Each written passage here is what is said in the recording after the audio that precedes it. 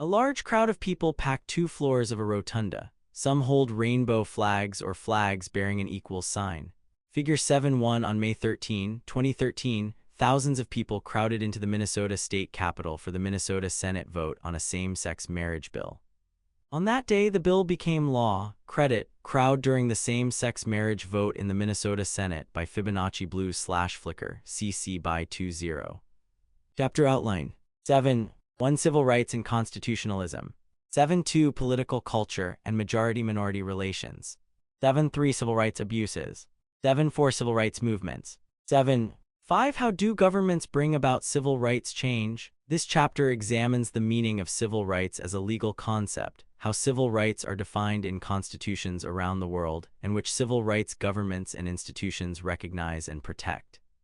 It explores how individuals and groups, like Me Too and other social justice movements, can raise public awareness and work to change policies and improve legal protections surrounding issues of discrimination and unfair treatment under the law. And it shines a light on the important role of government and institutions that maintain and challenge the status quo. Civil rights issues are of particular concern for less powerful groups, including religious, racial, ethnic, and sexual minorities, or anyone not seen as the majority in power. Often, civil rights change is rooted in local issues that become global, and social media provides new and accelerated pathways to equitable legislation and policy. The chapter draws on historical and current examples to provide a broad overview of past and ongoing civil rights abuses and to illustrate the methods people use to work for civil rights change. Learning outcomes. By the end of this section, you will be able to define civil rights and distinguish between civil rights and civil liberties. Explain why voting rights are one of the most essential and most contested of all civil rights.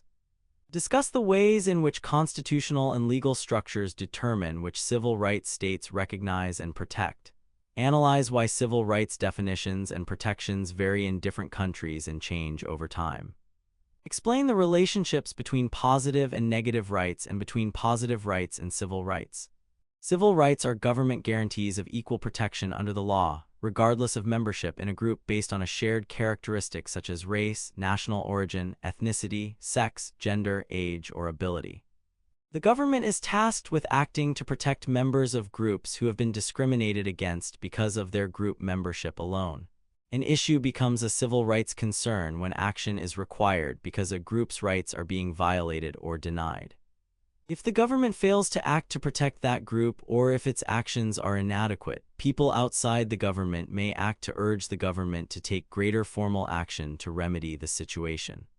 Chapter 4 discussed civil liberties. Civil rights and civil liberties are related, however, their meanings differ in important ways. Civil liberties are freedoms from restriction. They are limits on the government's ability to restrict individuals. The government cannot stop you from something that you have the liberty to do. A right is something to which a person is entitled. Civil rights are entitlements that governments must step in to protect for certain groups who are suffering or have suffered discrimination. In the United States, the first 10 amendments to the U.S. Constitution define the civil liberties, the individual freedoms that the government must respect. These amendments are known as the Bill of Rights. Some examples of civil liberties mentioned in the Bill of Rights include the freedom of speech or of the press, First Amendment. The right of the people to be secure in their persons, houses, papers, and effects, Fourth Amendment, and the right against excessive bail and cruel and unusual punishment, Eighth Amendment. Civil rights have to do with issues of equal treatment and are those rights that government institutions must protect and enforce via legislative action, judicial interpretation, and executive implementation. They may include political rights such as voting, running for office, or serving on a jury, employment and employment-related opportunities such as equal employment opportunities and equal pay, and legal rights such as the right to file a civil suit. Opportunities and limitations based on group membership have consequences in various realms including politics, society, the economy, education, and the law.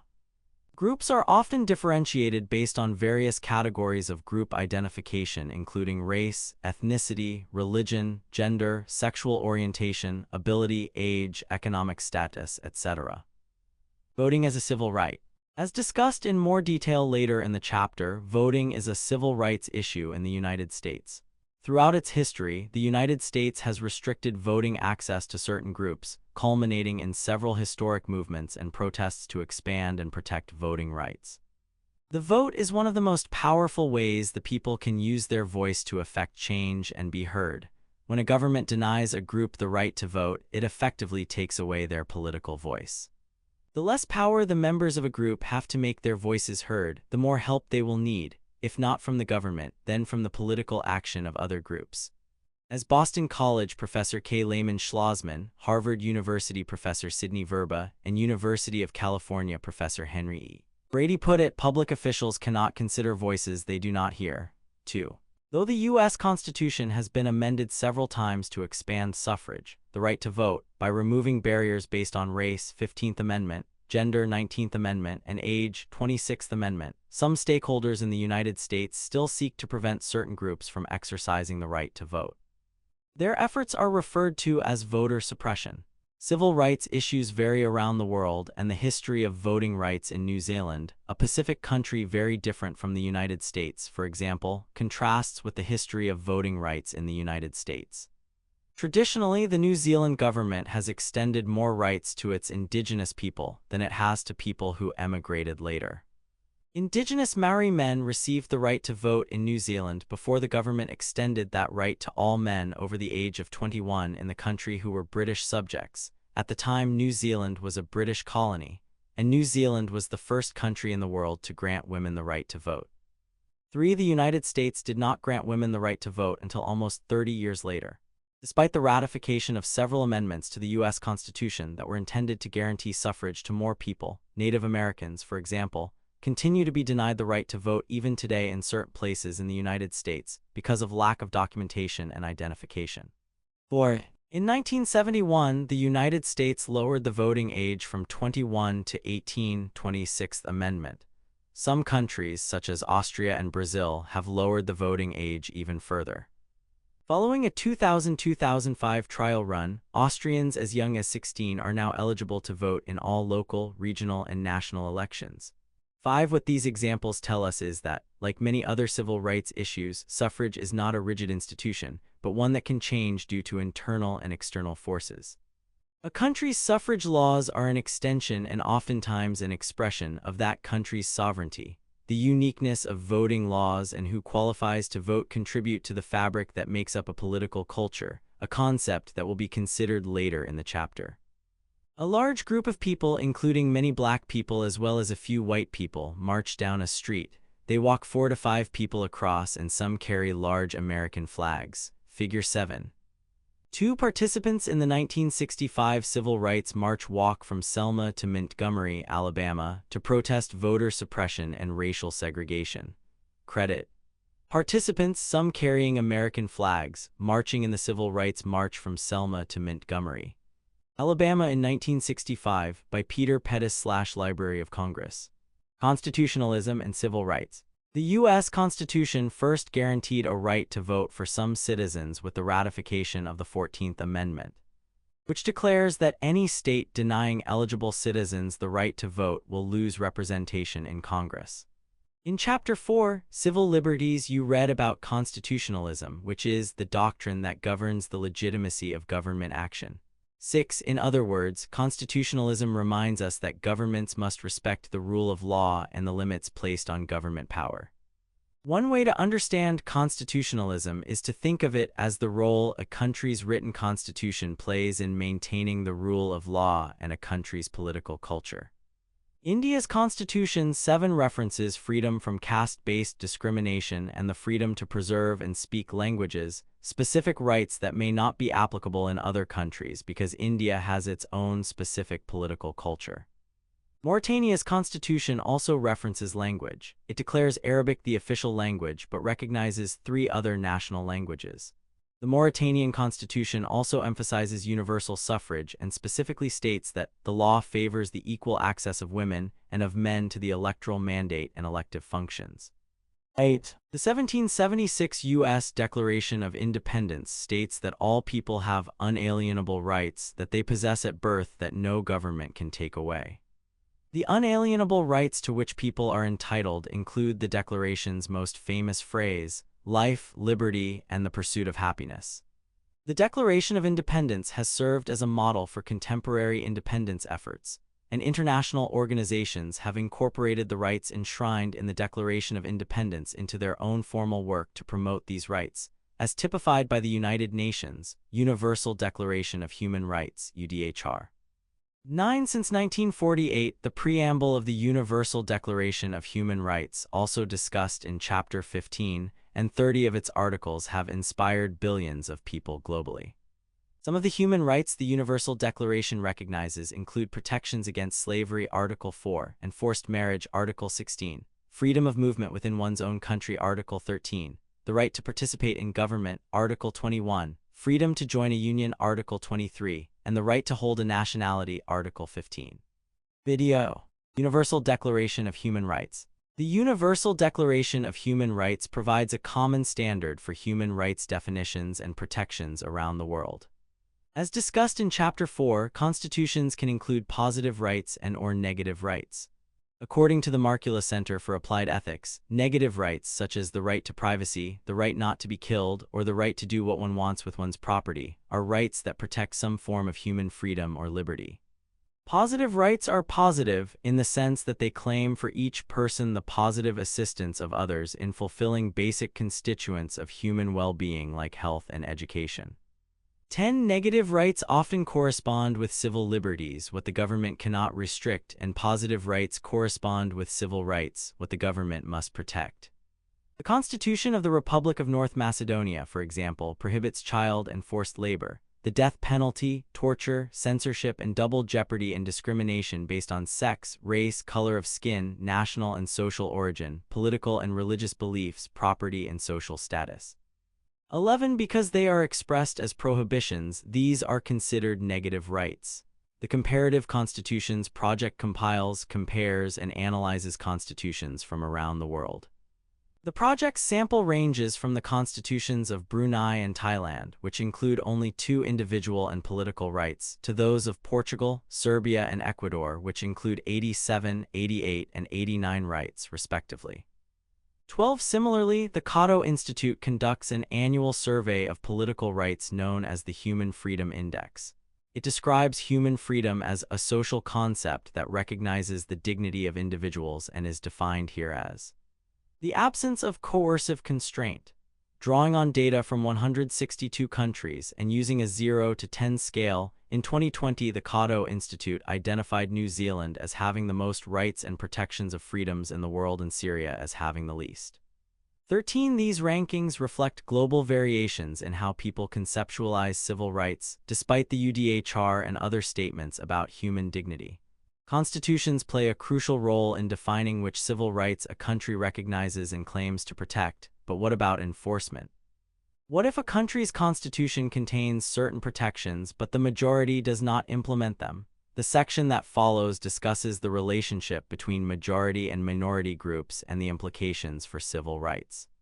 The chapter will conclude with a discussion of the role of government and political institutions in enforcing civil rights.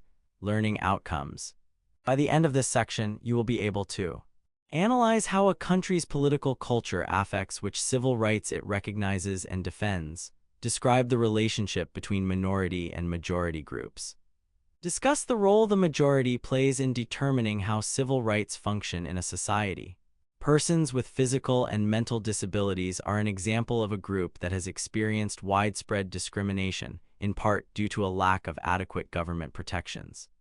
Absent public policy forbidding it, governments have denied these individuals access to public accommodations, including access to public buildings and programs, while private businesses and other social and educational institutions have also limited opportunities for individuals with disabilities.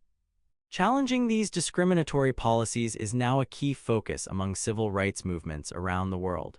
The Disability Rights Education and Defense Fund, DREDF, has compiled a massive list of constitutions that provide protections for those with disabilities.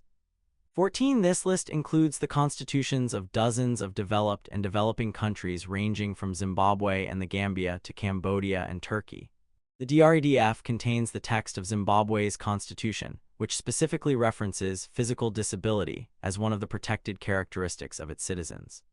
In other words, the Constitution clearly states that it is illegal and unconstitutional to discriminate on the basis of physical disability. The United States Constitution does not include any explicit protections for individuals with disabilities. Instead, the United States has sought to address disability rights through federal laws like the Rehabilitation Act, 1973, which created affirmative action in government hiring for people with disabilities.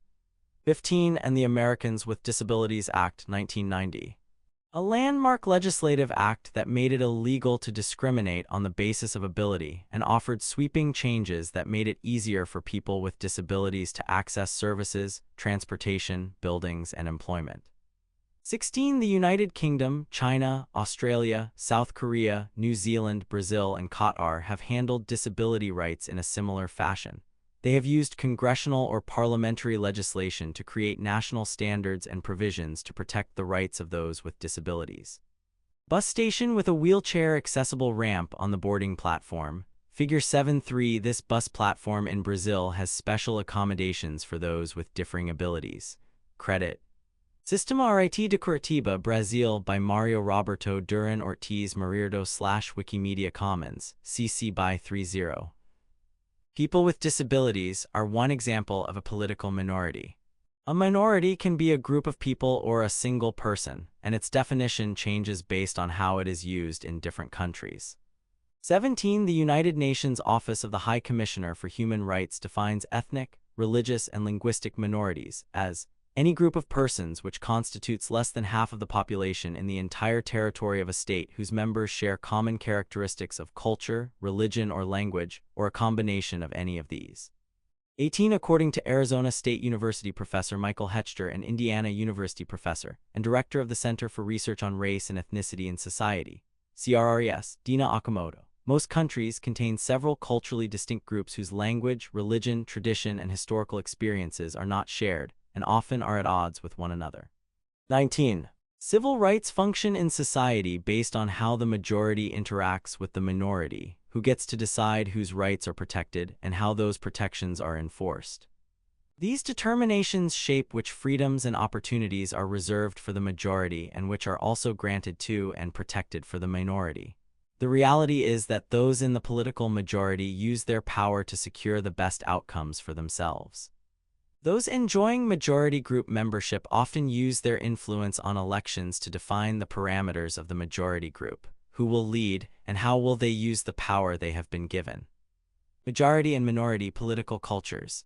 As discussed in Chapter 6, the fundamentals of group political activity, each country, along with the subnational states within it, has its own unique political culture, the ways in which traditions and cultural values create that country's specific political system. A country's particular combination of history, geography, religious practices, conflict, and other identities contributes to creating its specific political culture. Political culture plays an important role in determining which civil rights the country protects and how well it protects them, and those with the most power are most able to influence the culture. Consider Qatar, a Muslim-majority, petroleum-exporting Gulf monarchy known for providing the majority of its citizens with a high standard of living, but providing far less for the millions from mostly Asian and African countries who work in Qatar. Consistent with the country's majority political culture, homosexuality is illegal in Qatar, and punishment for sodomy can range from flogging and imprisonment to death. 20. There are no legal protections for LGBTQ+ people. Qatar now faces the challenge of balancing its conservative political culture with its role as the 2022 host of the FIFA World Cup, during which thousands of people with cultural values that differ from the majority values in Qatar will visit the country. The Qatari government has released statements welcoming gay fans and ensuring their safety, but explicitly discouraging public displays of affection and/or having sex. 21. While many of the people visiting Qatar for the World Cup will be coming from countries where the political culture is very different from the political culture in Qatar, attitudes toward LGBTQ+ individuals in those countries, like Germany, England, Croatia, and South Korea, were not always so tolerant. Political cultures can change, often through a combination of the work of people in non-government groups and movements within government institutions, and this change can affect civil rights protections. Political culture and civil rights chain. One of the biggest changes in civil rights policy in the United States came in 2015 when, in Obergefell v. Hodges, the Supreme Court struck down state laws prohibiting same-sex marriage. The ruling came after decades of hard work to change the political culture of the United States to one that would recognize and protect the rights of LGBTQ+ individuals. For most of American history, same-sex couples were denied the right to marry. The Supreme Court ruling that effectively secured the right to marry for same-sex couples was the culmination of over 50 years of organizing, protests, and lobbying. People hold a very large rainbow flag in front of the United States Supreme Court. Figure 7. 4 revelers hold a giant rainbow flag outside the United States Supreme Court to celebrate the decision in Obergefell v. Hodges, which declared that the U.S. Constitution guarantees same-sex couples the right to marry. Credit DSC 135 by Jordan Uhl/Flickr, CC by 2. 0. According to John Cowell of the Brennan Center for Justice at New York University Law School, the push to change federal denial of marriage rights to same-sex couples began in earnest during the 1996 presidential campaign in response to a court case in Hawaii where, in 1993, the state Supreme Court had ruled that denying same-sex couples the right to marry was in violation of the state constitution. 22. The sharing of power between states and a national government, known as federalism, creates a unique culture that sets the United States apart from most of the world. For more on federalism, see Chapter 13. Governing regimes. While many other countries are organized along federal lines, including Brazil, Germany, India, Mexico, and Russia, among others, only the United States Constitution includes provisions that clarify states' rights compared to the national government, 9th and 10th Amendments. Since states can create their own statutes and policies as long as they are not in conflict with the U.S. Constitution or congressional law, each of the United States can, theoretically, enact policies that are in direct contrast with a bordering state's policies.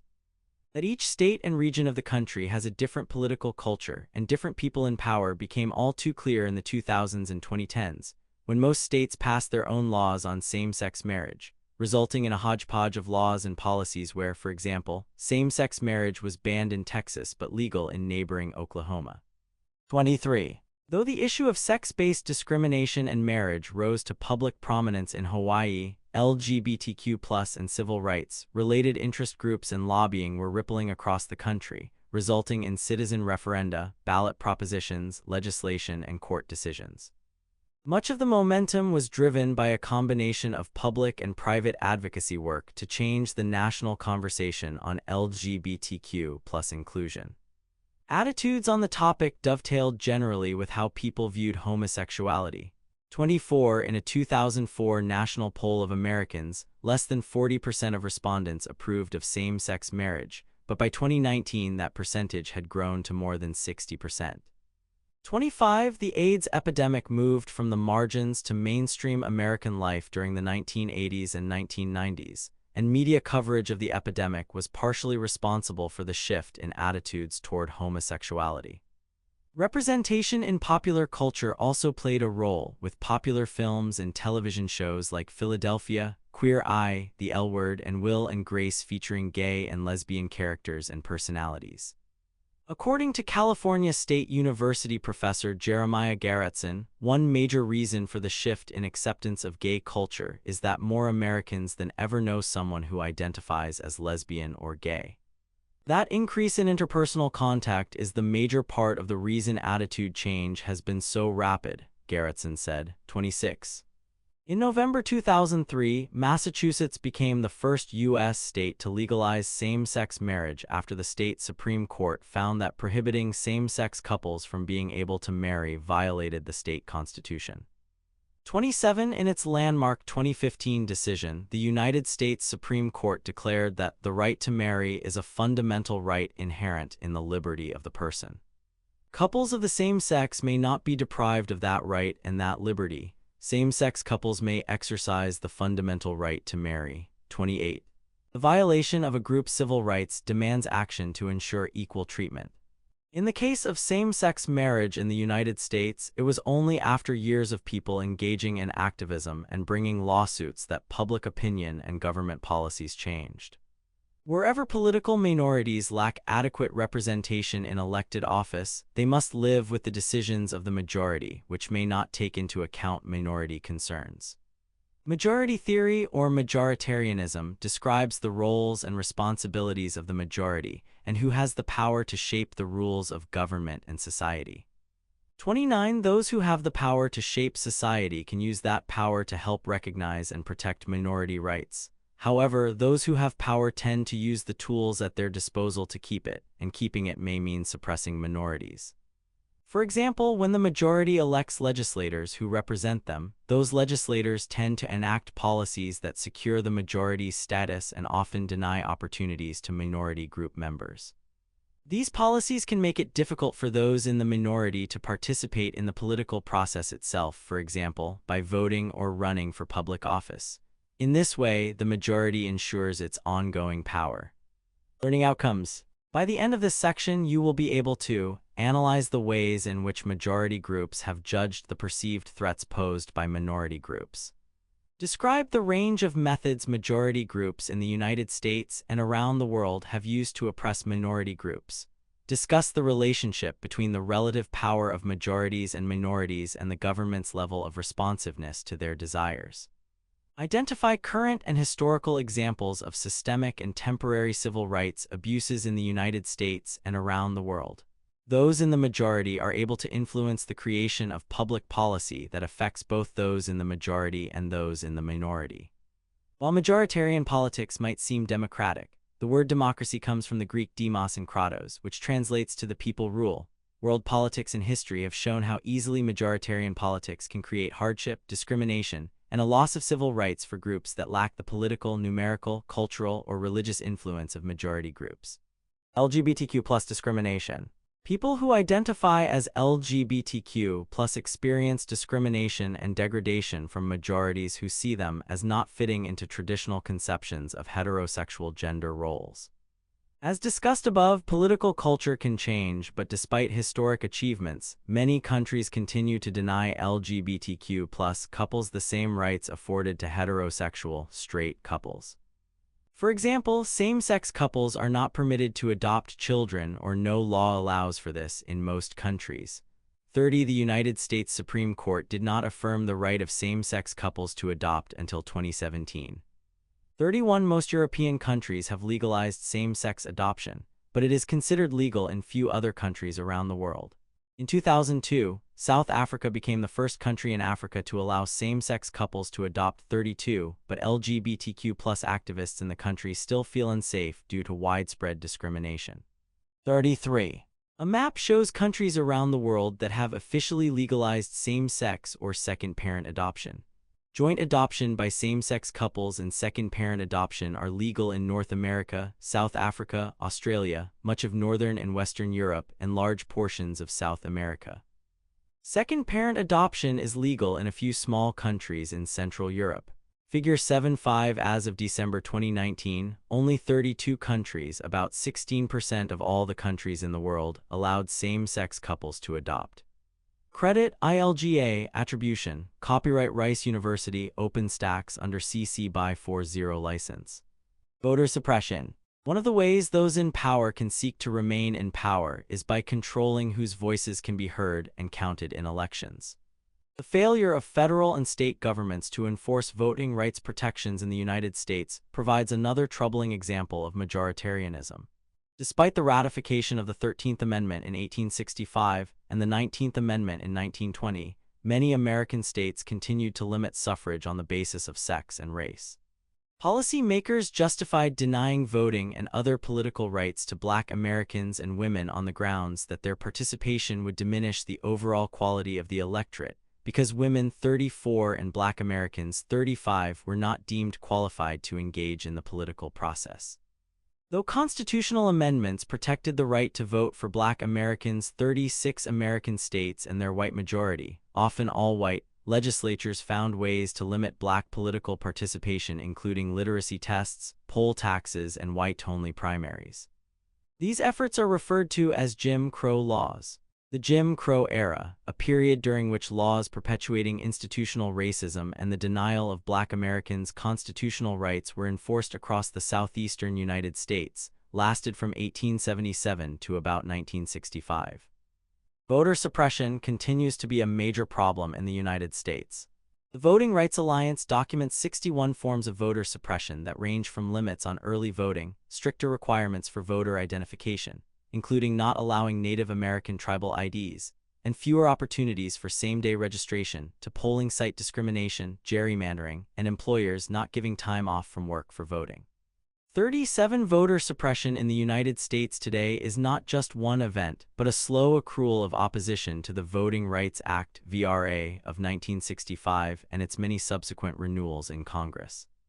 One of the provisions of the original VRA was that more than a dozen states that had low voter turnout in the 1964 election, and that had historically limited voting access to minorities, had to seek federal approval of any changes in their voting laws. Their track records were poor, and the state governments had not shown the ability to oversee their own elections in ways that aligned with the protections in the U.S. Constitution. States had challenged these pre-clearances before, but for years the VRA remained resilient.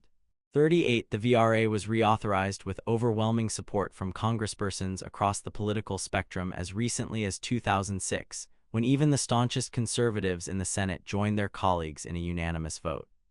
However, after the election of Barack Obama in 2010, several states started to push against the VRA by making voting much more difficult.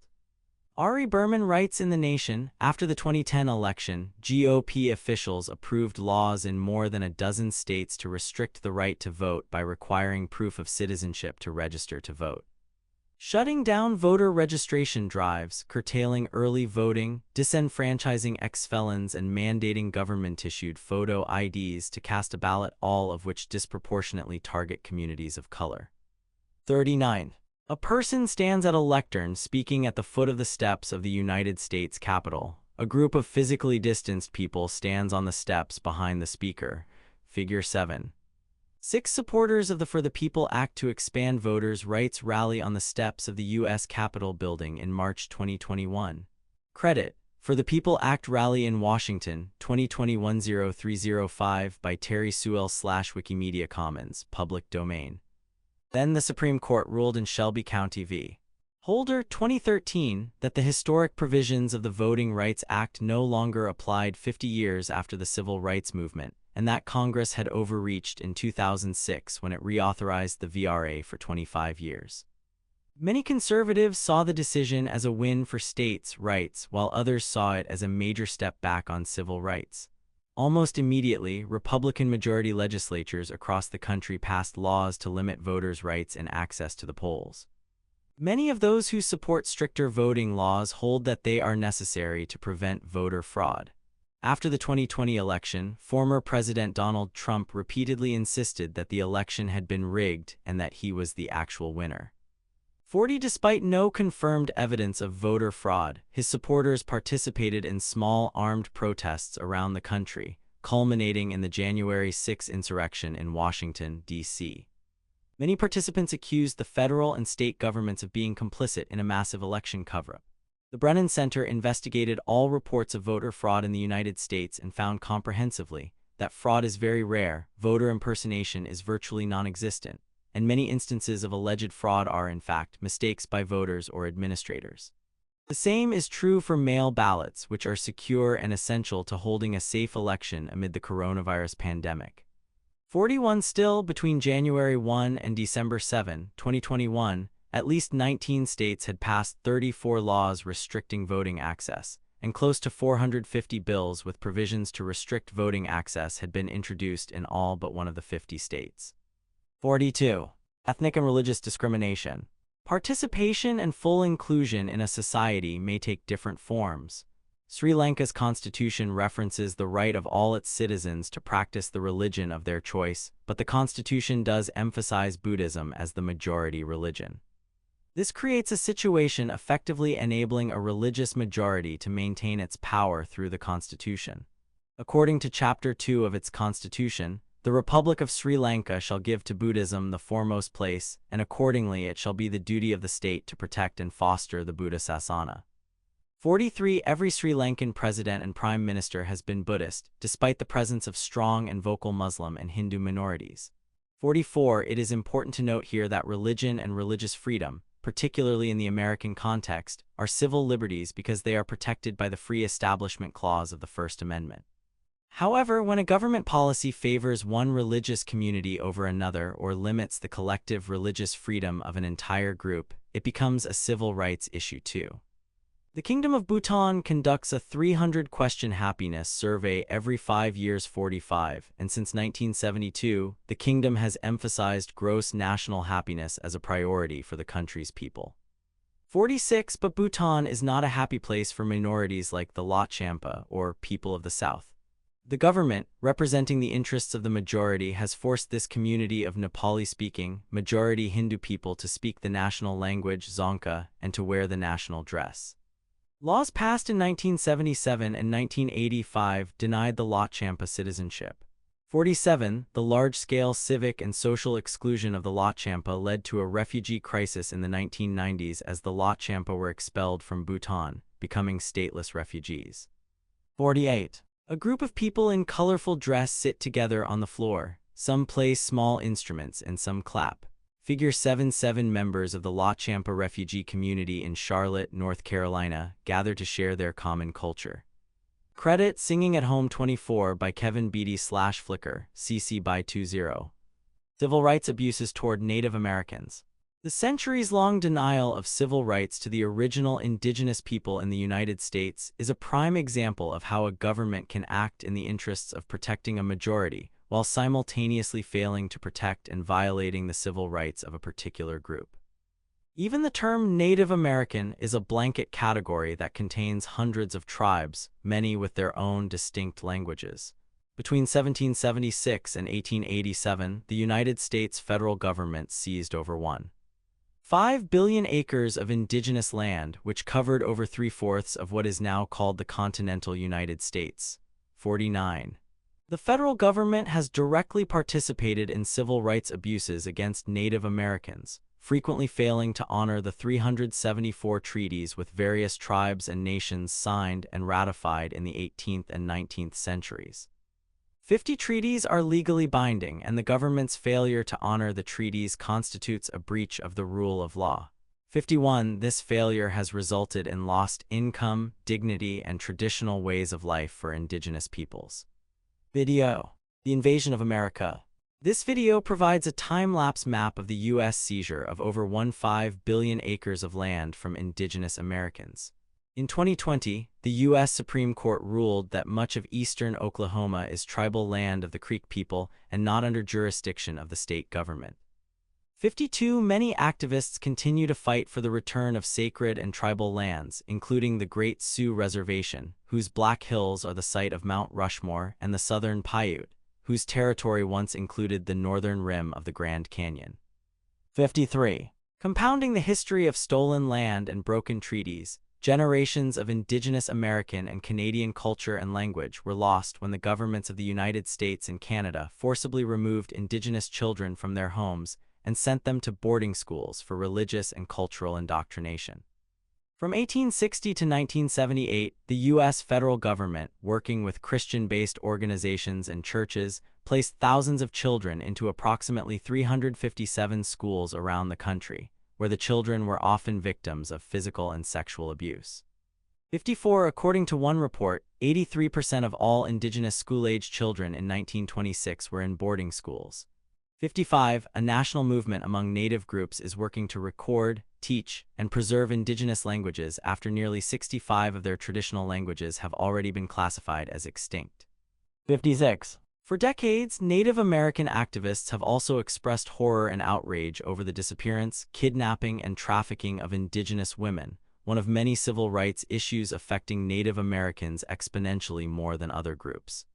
According to the organization Native Hope, the loss of land pushes Native Americans to live off reservations where they have little to no tribal support and exist at the margins of non-Indigenous society. Federal programs like the National Missing and Unidentified Persons System, NAMUS, do not account for all cases, creating huge discrepancies in the number of women reported missing versus actually missing. 57 statistics from the Centers for Disease Control and Prevention report that, from 1999 to 2019, homicide was the third leading cause of death among American Indian and Alaska Native women and girls ages 12 to 30. 58 Indigenous women receive unequal protection and representation in the media. Whereas the country is often obsessed with stories about true crime and missing white women, there has historically been less attention paid to missing and kidnapped women of color. 59. Japanese-American internment. On December 7, 1941, Japanese armed forces attacked the U.S. naval base at Pearl Harbor in the U.S. territory of Hawaii. President Franklin D. Roosevelt asked Congress to declare war the next day, and on December 8, 1941, the U.S. entered World War II. 2 months later, the President signed Executive Order 9066, which gave the Secretary of War the power to prescribe military areas from which any or all persons may be excluded, and with respect to which the right of any person to enter, remain in, or leave shall be subject to whatever restrictions the Secretary of War or the appropriate military commander may impose in his discretion. 60. What transpired was the forced internment of Japanese Americans, one of the most profound and consequential episodes of civil rights infringement in U.S. history. Japanese Americans stand in line on a dirt road in front of a long row of identical low buildings. Soldiers stand between the line and the buildings. Figure 7. 8 Japanese Americans arrive at Santa Anita Assembly Center in California in 1942 during the first phase of relocation and internment. Credit: Arcadia, California. Evacuees of Japanese ancestry arriving at the Santa Anita Assembly Center by Clem Albers / Department of the Interior National Archives, public domain. This executive order imposed curfews and resulted in the relocation of approximately 120,000 U.S. citizens of Japanese descent to internment camps. 61. In signing this order, President Roosevelt codified the widespread loss of civil rights for Japanese Americans. Under the implementation of the executive order, Americans of Japanese descent were determined to be those who had at least one parent or grandparent who was Japanese. Most of the relocation centers were located in California and other West Coast states because that is where the majority of Japanese Americans lived. Approximately 127,000 individuals, of which about 2/3, or 84,000, were natural-born U.S. citizens, most of whom had never been to Japan, were placed into relocation camps. Because the Asian Exclusion Act of 1924 forbade Japanese immigrants from securing citizenship, about 1/3 of those relocated were resident aliens. 62. The U.S. Supreme Court reinforced the motives behind President Roosevelt's executive order.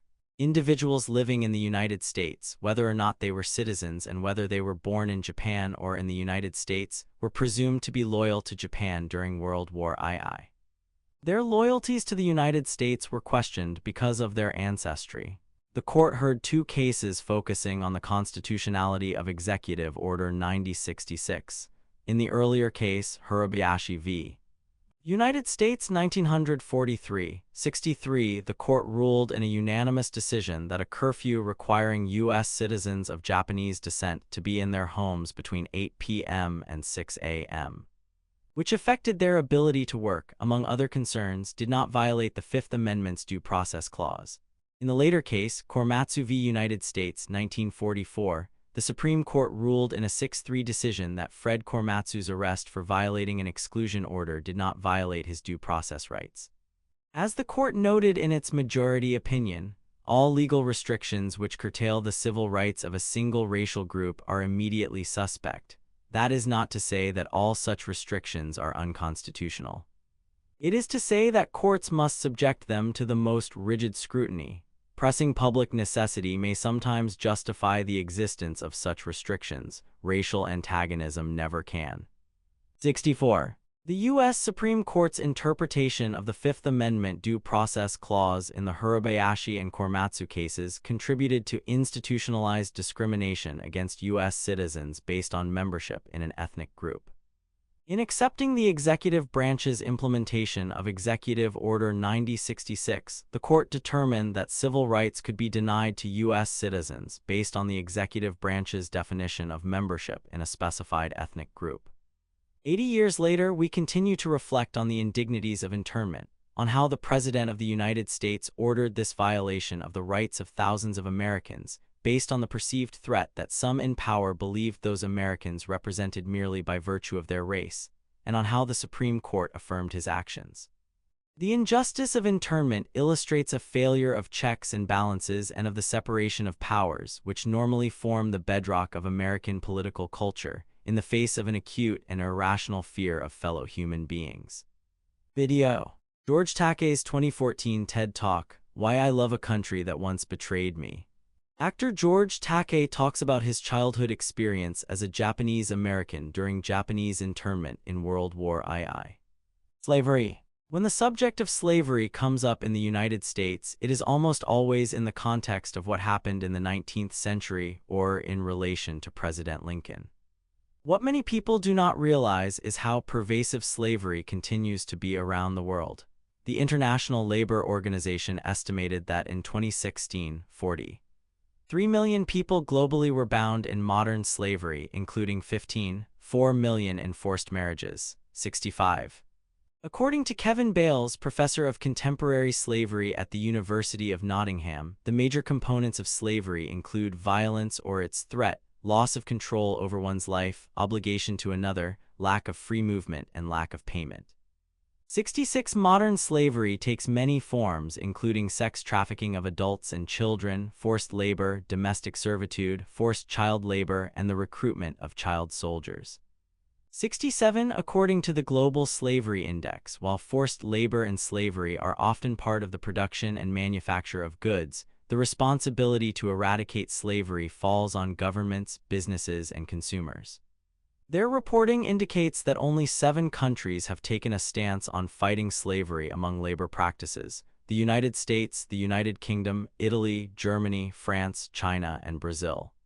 68. The challenge of fighting slavery is compounded by the fact that slavery is still not illegal, as per constitutions or laws in many countries, including Canada and Sweden. 69.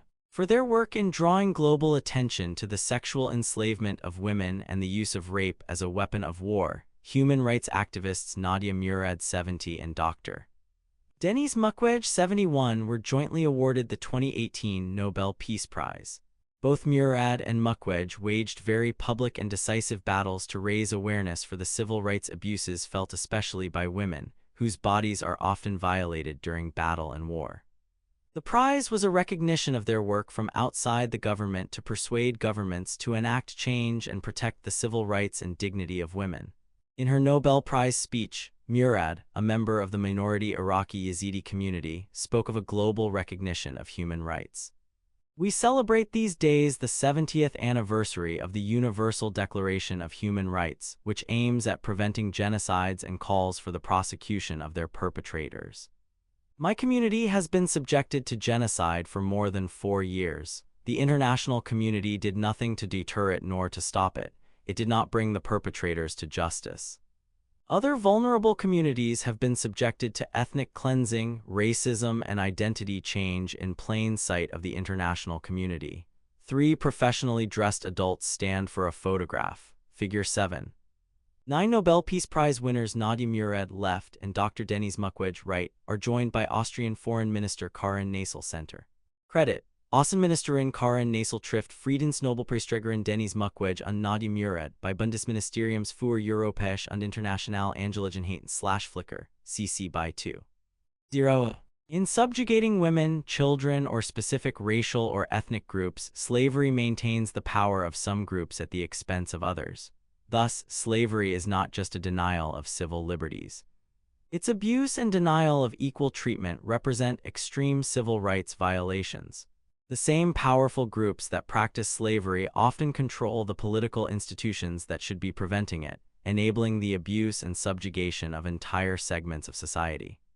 The United States' experience with slavery and related racial discrimination demonstrates how majority and minority status are determined and how those determinations affect who holds power.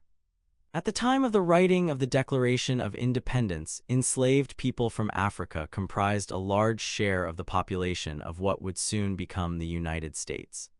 Of the 56 signatories of the U.S. Declaration of Independence, it is estimated that as many as 41, including Thomas Jefferson, Benjamin Franklin, and John Hancock, as well as most signatories from the South, were slaveholders. 72. These same persons who claimed that the government had a responsibility to guarantee life, liberty, and the pursuit of happiness supported slavery as an institution. Upon declaring their independence, the founders set to work creating a government.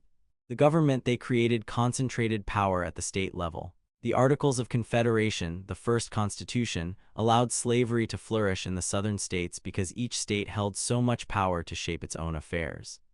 However, it was the 3/5 compromise contained in the second U.S. Constitution that codified how the white American majority saw black bodies, as objects that counted toward population, but not as people with their own rights.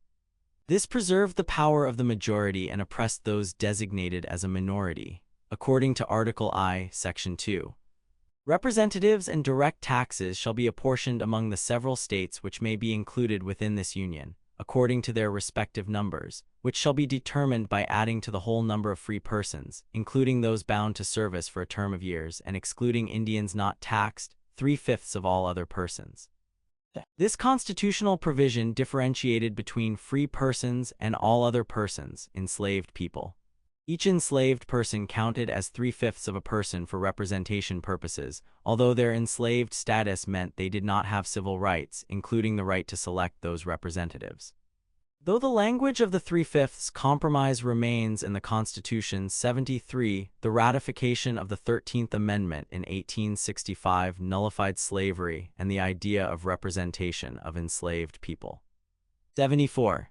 Like other major civil rights changes, the nullification of slavery in the United States came only after prolonged and intense struggle and, in the case of slavery, civil war.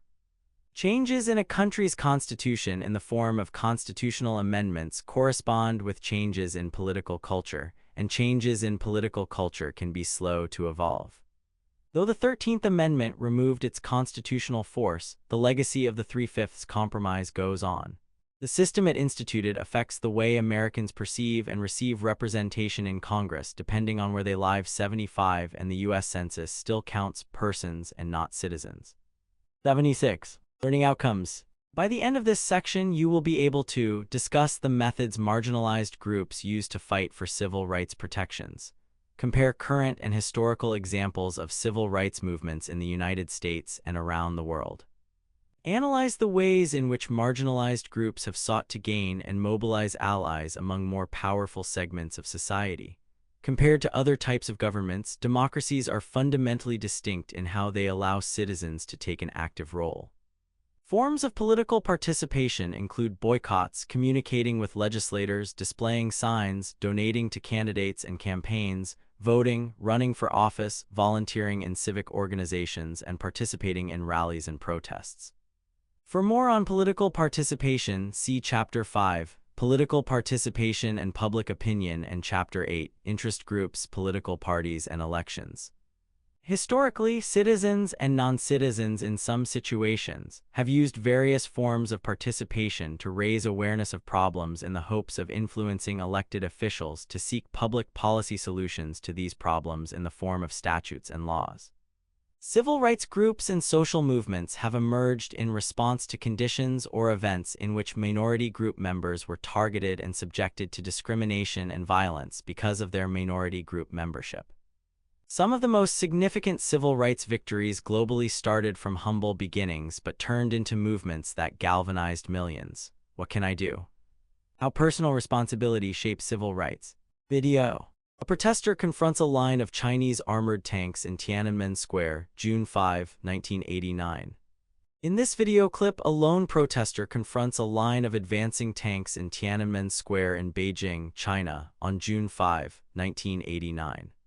As you read through this chapter, you may be struck by how many of the events that have brought change started with the action of one or two individuals. What would have happened if these individuals had not drawn attention to what they saw as the unethical, immoral, or unequal treatment of certain groups? Whether explicitly or subconsciously, these individuals realized it was up to them to take personal responsibility. They understood that they had to try to make a difference through some form of action, using whatever means they had, and that the action they were going to take was an ethical response to what they viewed as an unjust situation. Many people see things around them that they disagree with or that they feel are wrong. However, they may not believe that they as individuals can make a difference, or they are unsure what actions they as individuals can take that would make a difference. Whenever you find yourself in a situation where you believe something wrong is occurring, at work, in school, or as a part of an extracurricular organization, remember that the actions of individuals can make a difference. From individual to group action. In 1848, Henry David Thoreau wrote an essay titled Civil Disobedience, inspired by his public refusal to pay a poll tax, which landed him in jail. Liberal political philosopher John Rawls defines civil disobedience as a public, nonviolent, conscientious yet political act contrary to law, usually done with the aim of bringing about a change in the law or policies of the government. 77. Video. Civil disobedience. English actor Stephen Fry narrates this explanation and brief history of civil disobedience. Thoreau's civil disobedience influenced the political attitudes and subsequent activism of M.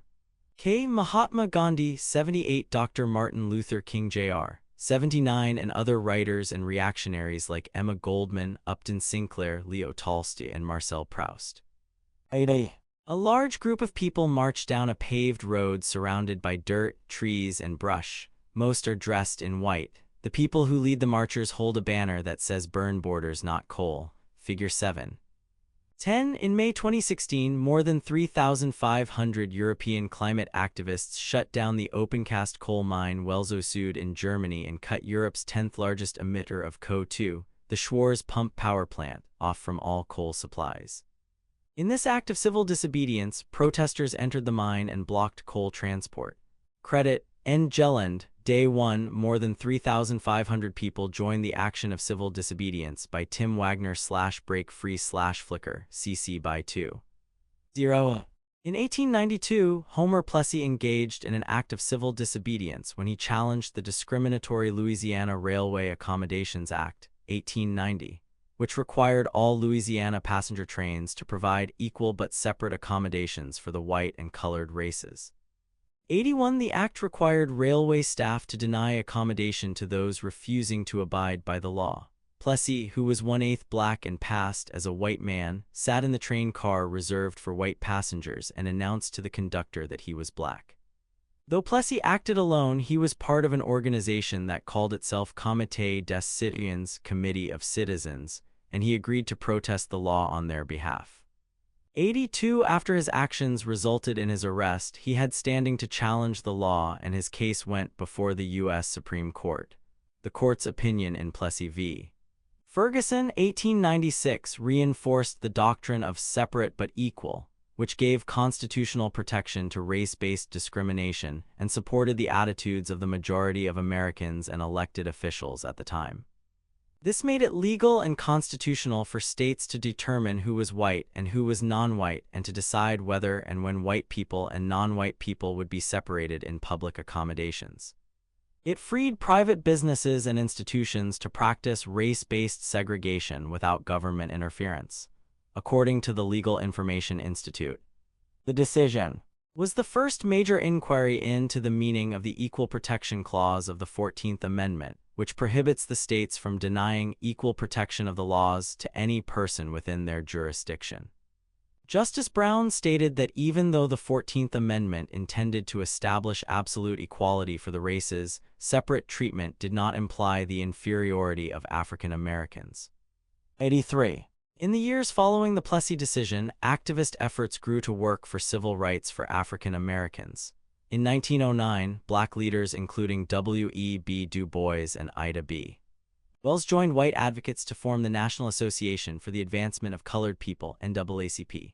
Organized actions gained traction with the work of groups like the Brotherhood of Sleeping Car Porters, a black labor union founded in 1925, and later in the Congress of Racial Equality CORE, a group that influenced and worked with civil rights leader Martin Luther King Jr. In the 1950s and 1960s, CORE pioneered the use of acts of civil disobedience like bus boycotts, marches, and sit-ins as a central mechanism of the civil rights movement. In the 1960s, the Student Nonviolent Coordinating Committee (SNCC) used nonviolent tactics to challenge segregation, register and mobilize black voters, and seek equal protection and equal treatment for black people and for women. 84. In 1969, 70 years after Homer Plessy's protest, Czech University student Jan Palach signed a suicide note with the fictional name Torch No. 1 and set himself on fire to protest the Soviet invasion of Czechoslovakia and the growing despondency among Czech youth. 85. His suicide inspired further suicides and eventually led to a populist uprising known as the Velvet Revolution, which, as the Soviet Union was dissolving, culminated in Czechoslovakia's independence in 1989 and its dissolution into the Czech Republic and Slovakia in 1993. Protesters crowd a street lined with old European buildings. Several protesters hold up banners. Figure 7. 11,000s gathered in Prague in 1989 as part of the Velvet Revolution. Credit 1989 Sametova Revolus 12 by Joseph S. Hacek Ramek ML / Wikimedia Commons CC by 40. In 2010, Mohamed Bouazizi died by suicide to protest police corruption and lack of economic opportunities in Tunisia. 86. As word spread of Bouazizi's suicide, thousands gathered across the country, united by what they saw as a death in response to government corruption. News, photos, and videos of the Tunisian protests were quickly shared with people in other Arab countries, and what started as a demonstration in Tunisia engulfed the Middle East.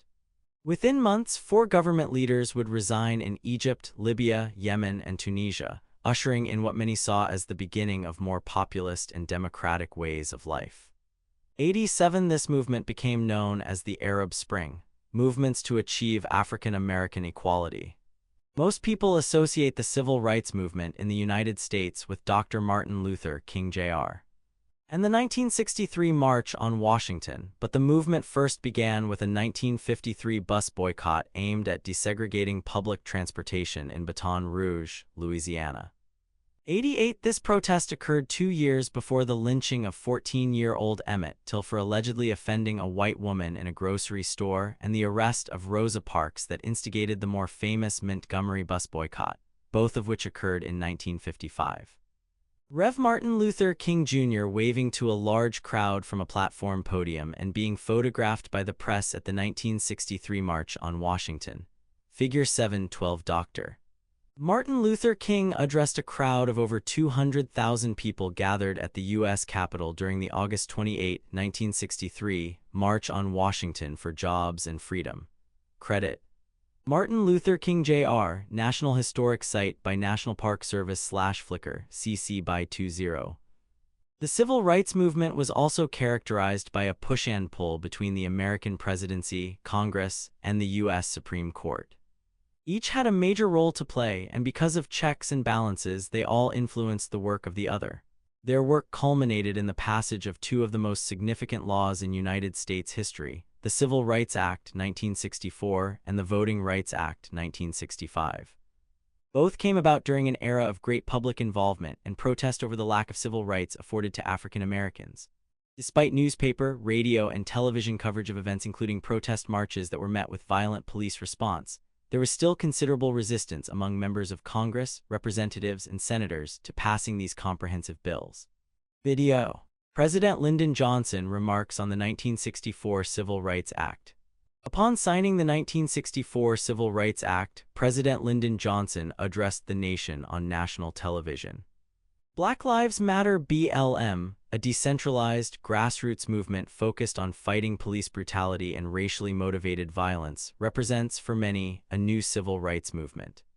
While earlier civil rights movements focused on equal access to opportunities and public accommodations, according to its website, the mission of Black Lives Matter is to eradicate white supremacy and build local power to intervene in violence inflicted on black communities by the state and vigilantes. 89. The movement has primarily used social media to organize marches, protests, and boycotts and to communicate with elected officials. 90. In this way, it is markedly different from the civil rights movement of the 1950s and 1960s, which was primarily inspired and organized by political institutions. 91. Like African American churches. 92. And by student youth-heavy organizations like the Congress of Racial Equality, Student Nonviolent Coordinating Committee. 93. And Southern Christian Leadership Conference (SCLC). In its examination of the nature of systemic and institutional racism at the national, state, and local levels, and on a global scale, Black Lives Matter represents to many the next stage in the effort to secure civil rights for Black people. Where past civil rights movements focused on the consequences of racism, BLM adds an examination of racism's origins and the structural constructs like patriarchy, colorism, capitalism, and homophobia that create the conditions that allow for racist institutions. One of the biggest outcomes of BLM's efforts has been the mainstreaming of the phrase structural racism. As senior correspondent for Time magazine Justin Werlin notes, once confined to academic and activist circles on the left of the spectrum, the term structural racism has become the phrase du jour. 94. An estimated 15 to 26 million people in the United States participated in the summer 2020 Black Lives Matter protests, making them perhaps the largest social movement demonstration in United States history.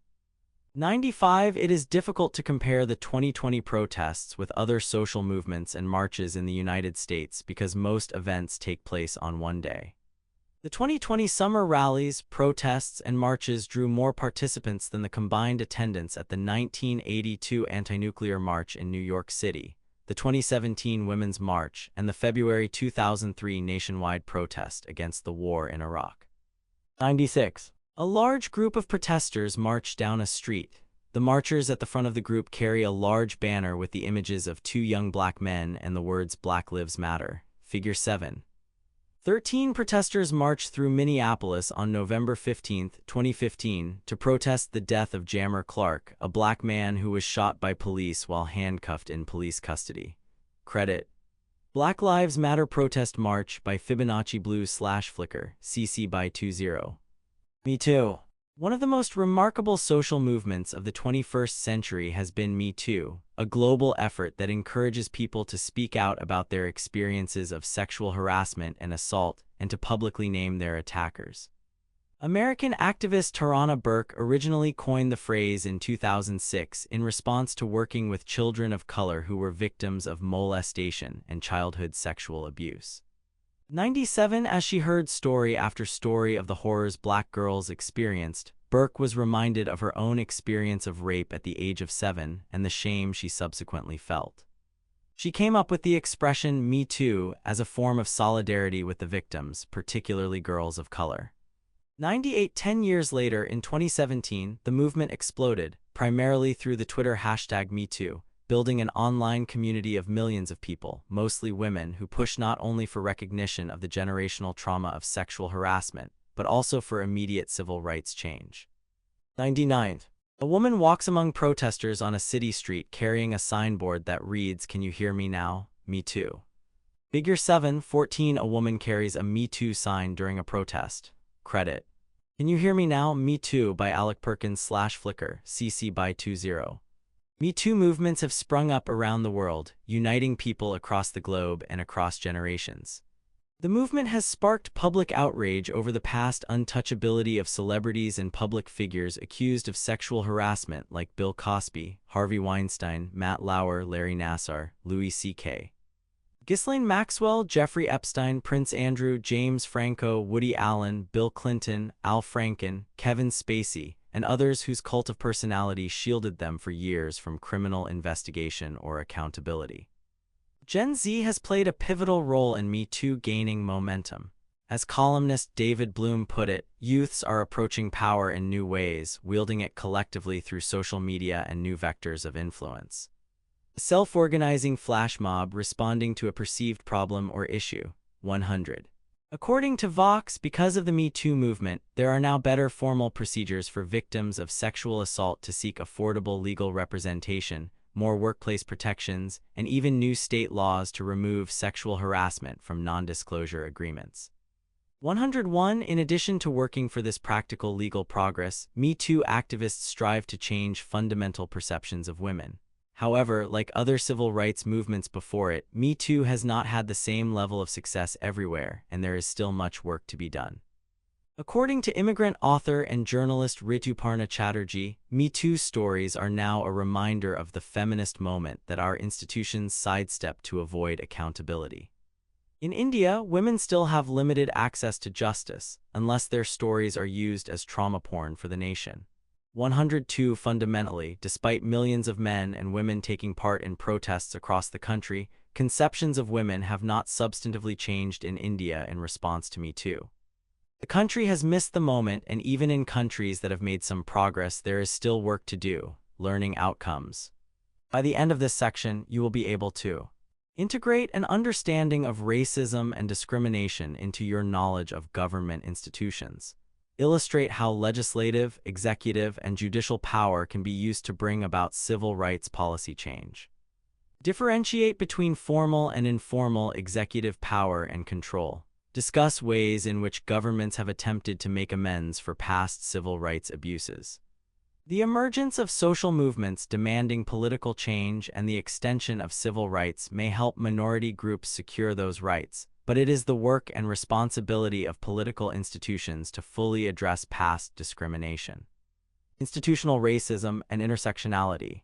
When examining civil rights issues around the world as they pertain to race and ethnicity, it becomes apparent that the way many formal political institutions and branches of government, judicial, executive, legislative, and bureaucratic, are composed, and the laws they create and enforce establish and advance institutional racism. Institutional racism refers to the racist laws and practices that are deeply embedded in a country's institutions, and that, because they are so embedded, have established norms that may make their racist nature harder for those in the majority to recognize. 103. According to Vanderbilt University, institutional racism is racism perpetrated by social and political institutions that have the power to affect large groups of people that belong to a racial group. It shows up in both formal and informal ways and in the systematic distribution of resources, power, and opportunity in our society. 104. Another way to think about this is that political institutions are responsible for making resources available to everyone fairly, and when that does not happen, these institutions operate in a way that is inequitable. Similarly, when a government does not do enough to make sure everyone in a society, country, or community has the same opportunities to succeed, that government is operating in a way that is inequitable. It is important to mention here that discrimination takes different forms and that these types can intersect in a way that makes it impossible to separate. For example, Black women in the United States have historically faced discrimination on the basis of sex and discrimination on the basis of race, but the two cannot be separated. According to Columbia Law School professor Kimberlé Crenshaw, who developed the concept of intersectionality, Black women are the product of their intersecting identities, and one must acknowledge their intersectional identities before thinking about solutions to help this unique group of people. If you add sexuality, skin complexion, language, disability, and other identities, you realize that identity is complex and often cannot be captured by civil rights laws that seek to address injustices against one group of people such as women only, Black women only, Black people only, etc. Video. What is intersectionality? In this clip, the advocate's Ashley Jiang explains the origins and applications of the idea of intersectionality. Government institutions and the politicians who represent them, like legislators, judges, and prime ministers, play a major role in balancing the needs of majority and minority groups to enforce the most equitable set of laws. The majority uses its power to decide whose rights are protected. As the next section illustrates, institutional racism can be embedded in a country's constitutionalism and political culture. Powerful political actors make decisions based on who should receive rights and who should be denied them, and in doing so they normalize discrimination and the violation of the rights of marginalized groups. Legislative and judicial action. In representative democracies or republics, where the people have the power to choose officials to represent their needs and wants, legislatures represent the national mood and the dominant political culture of the participating public. Around the world, legislatures and legislators are key to creating and passing legislation that either enshrines the marginalization of certain groups and the violations of their rights or that protects those groups. However, it is often the judicial system, and in particular the highest national court in a country, that can have a remarkable and lasting effect on civil rights. These judges or justices usually have lifetime tenure, which gives them the power to affect the direction of civil rights law for decades. Equal access to judicial and legislative action is key to securing civil rights protections. According to World Justice Project researchers Sarah Chamness Long and Alejandro Ponce, 1.5 billion people around the world live in countries that have the appropriate political institutions, but they cannot obtain justice for civil, administrative, or criminal justice problems. Long and Ponce call this inability the justice gap. 105. This justice gap is apparent in India, where, despite the promise of equal justice laid out in the Indian constitution, people have often been denied access to justice and due process. Article 39A of the Indian Constitution specifies, "The state shall secure that the operation of the legal system promotes justice, on a basis of equal opportunity, and shall in particular provide free legal aid, by suitable legislation or schemes or in any other way, to ensure that opportunities for securing justice are not denied to any citizen by reason of economic or other disabilities." 106. In response to what many judges and justices felt was an absence of avenues for the public to seek justice for social and political issues, in the 1980s, the Supreme Court of India instituted a process known as public interest litigation, PIL, by which any citizen of India could seek redress for grievances in the courts. In other words, any citizen could ask a court to decide a political or legal issue without needing a legislative response. Anyone can approach the Supreme Court of India directly without introducing a lawsuit in a court of original jurisdiction and then appealing the verdict. This is very different from the judicial system in the United States, where only a lawsuit introduced in a state or lower federal court can be appealed all the way to the U.S. Supreme Court. For a more detailed discussion, see Chapter 11. Courts and Law. 107. PIL takes away the common law idea of standing to sue. As attorney Zachary Holliday writes, PIL allows for any individual who claims a violation of one of their fundamental rights as enshrined in the Constitution to bypass the local courts and appeal directly to one of the state's high courts or to the Supreme Court. The preferred remedy is often in the form of equitable relief, such as an injunction, to compel the government to take appropriate measures to redress violations of fundamental rights. 108. Thus, PIL allows marginalized groups who often lack resources or are otherwise silenced to seek justice. Similarly, Sierra Leone has improvised legal traditions to meet the civil rights and judicial needs of its citizens. According to a 2006 report, at that time, in the country of 5 million people, there were only 100 trained lawyers.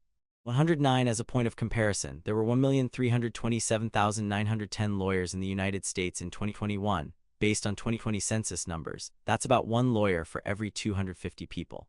110. Nonprofits in Sierra Leone started training paralegals around the country to assist with property, criminal, and public interest issues. Another African country, Malawi, has also experimented with training paralegals, and its program has now been replicated in Kenya, Uganda, and Benin.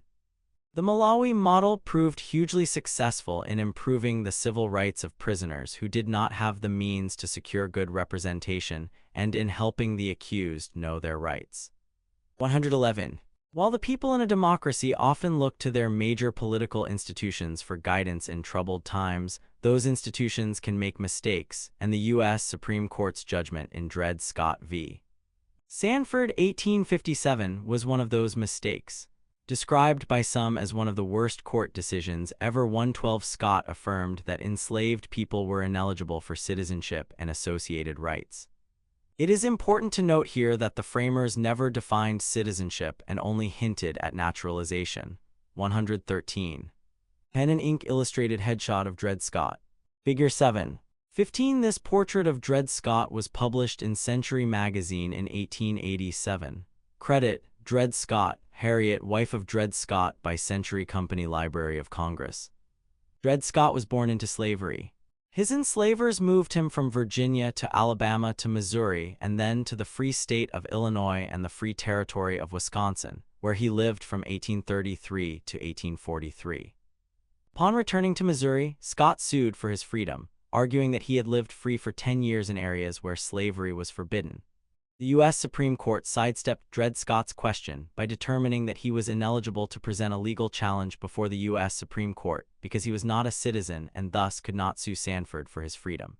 Chief Justice Roger Taney penned the court's majority opinion focusing on the framers' intent. 114. When the Constitution was written 70 years earlier, the framers did not intend to include enslaved people as citizens. Chief Justice Taney stated that whether an enslaved person was born free or into servitude, they were not entitled to any of what we would now call civil rights. This meant that no black person in the United States could enjoy either citizenship or civil rights, whether they were born in the United States or not. Note that Chief Justice Taney was not offering commentary on black identity per se, but on the notions of freedom and liberty. The criterion outlined in the Dred Scott decision, that if a person's ancestors were brought to the United States as enslaved people, that person could not be granted U.S. citizenship, is not the sole way the court has determined racial classifications. Other criteria played key roles in U.S. Supreme Court decision-making in later civil rights cases. One of these criteria was the one-drop rule. In the 20th century, many states adopted the one-drop rule to differentiate between white people and non-white people. Individuals with any minority race ancestry were deemed to be members of that minority group. For example, Virginia's Racial Integrity Act 1924 outlawed interracial marriage and deemed persons with any minority ancestry to be non-white, no matter their appearance or self-identification. Only persons who had no trace whatsoever of any blood other than Caucasian were classified as white.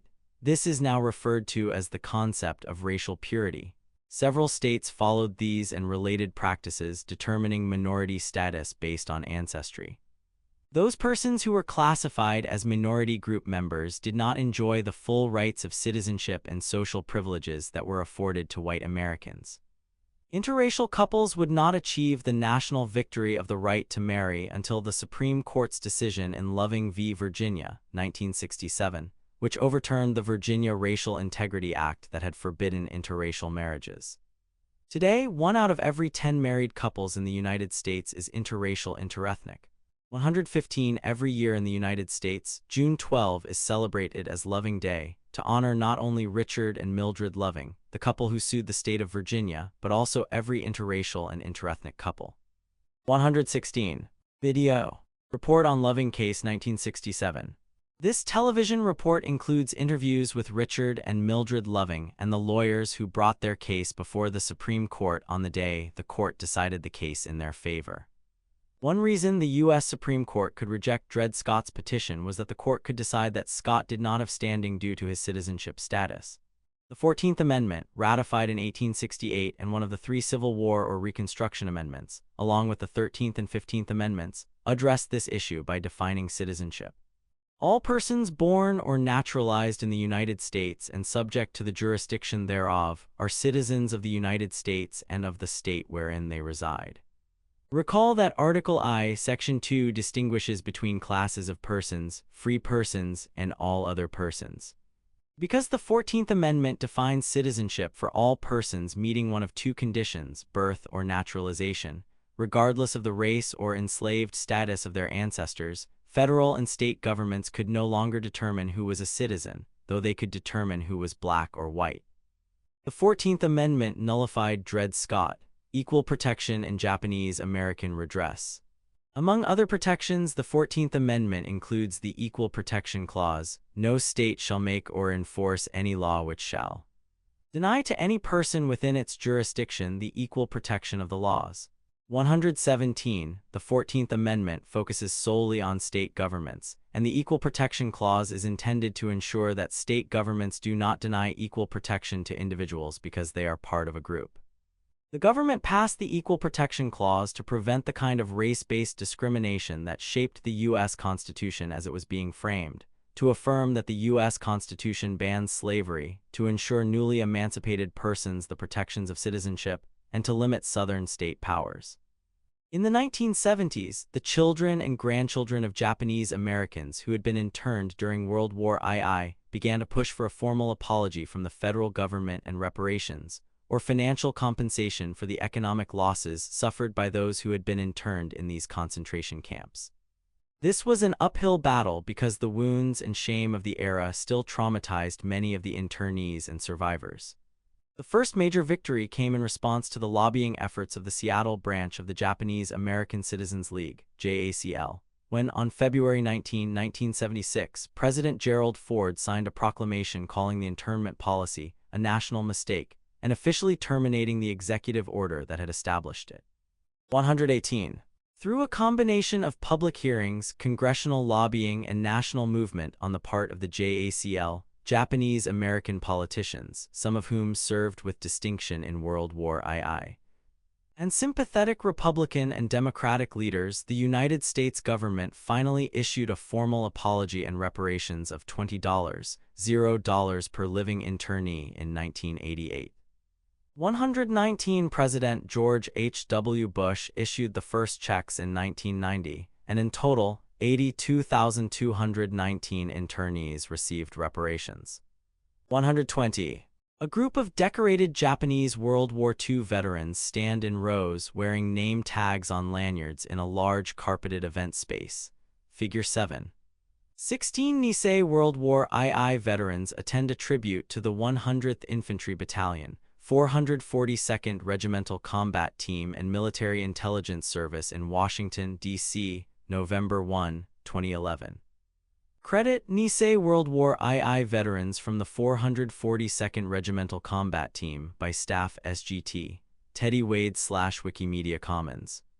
As the case of Japanese-American internment illustrates, in a republic, changes in public perception and public pressure on elected officials are necessary to achieve true civil rights protections for all. Government institutions often have their own individual political cultures, norms, and responsibilities. The Supreme Court is no exception. Despite executive and legislative measures aimed at compensating Japanese Americans, until 2018, the U.S. Supreme Court had not publicly acknowledged the error of the Korematsu ruling. In Trump v. Hawaii, the justices ruled that President Trump's ban on travel from certain mostly Muslim-majority countries was constitutional. In a dissenting opinion, Justice Sonia Sotomayor compared the administration's treatment of Muslims to the treatment of Japanese Americans during World War II. In his opinion, Chief Justice John Roberts, who voted with the majority of the court, responded that the two cases were not comparable, writing that Korematsu was gravely wrong the day it was decided, has been overruled in the court of history, and to be clear, has no place in law under the Constitution. 121.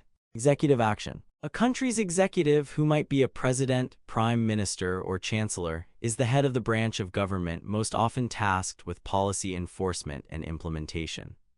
As the voice of a country's political leader often has multiple tools of control and influence that are particularly effective in the arena of civil rights.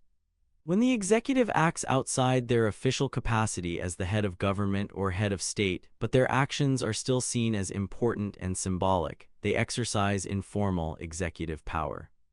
On the other hand, formal executive power is power that may be codified by executive orders, statements to accompany the signing of legislation, speeches, or other official announcements. The changing political landscape. Representation and political culture. Serbian Prime Minister Ana Brnabić poses for a portrait in front of a bright red flag emblazoned with an image of a jeweled crown. Figure 7. 17 Prime Minister Ana Brnabić poses for a portrait in 2018. Credit Ana Brnabić by President Gov. US/Wikimedia Commons CC by 4. 0. When she was elected Prime Minister of Serbia in 2017, Ana Brnabić became that country's first openly gay executive leader.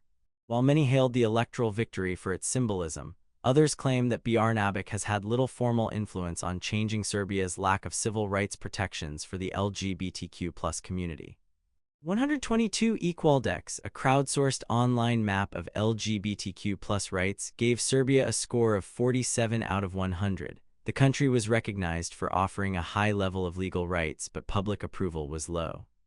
123. This is an interesting case study because by all accounts Brnabic does not have the executive power to actually change the political culture of Serbia, a concept discussed at the beginning of the chapter, even if her intentions were to advance LGBTQ+ rights.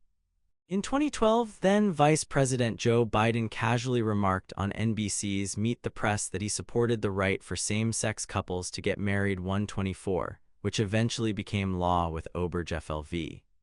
Hodges. While Biden was still 8 years away from winning his own presidential election, his words had a huge influence on the country. Some say they pushed President Barack Obama to affirm marriage equality sooner than he had planned.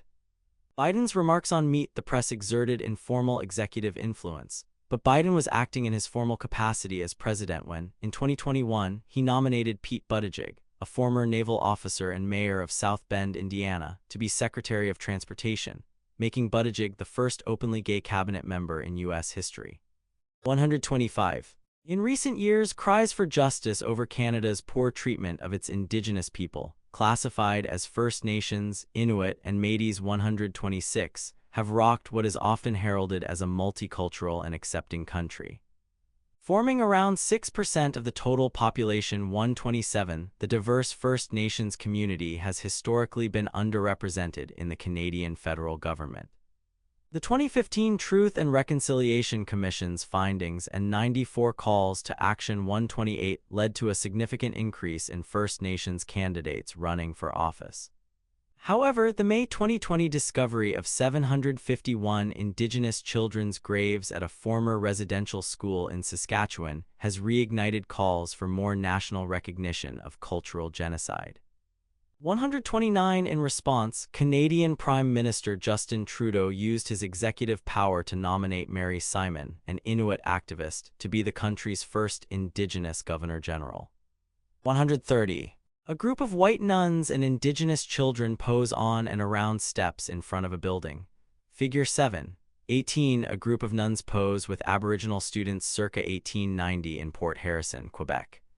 Credit: Port Harrison Inukjuak Federal Hostel. Group of students, nuns, and Aboriginal men posing in front of the school, Quebec, ca. 1890 by Library and Archives Canada, public domain. While many countries claim civil rights protections in their founding documents and laws, disconnects between intention and implementation are frequent. In many countries, those in power have an unfair advantage in determining who benefits from and who is restricted by government policies. As a result, governments often fail to protect the civil rights of minorities. To challenge powerful majorities, minorities and their allies have formed groups and led great movements for social justice and equality, often arising from humble beginnings, ideas, and people. Because those in power benefit from the status quo, those with less power may be called upon to join together to work for needed change.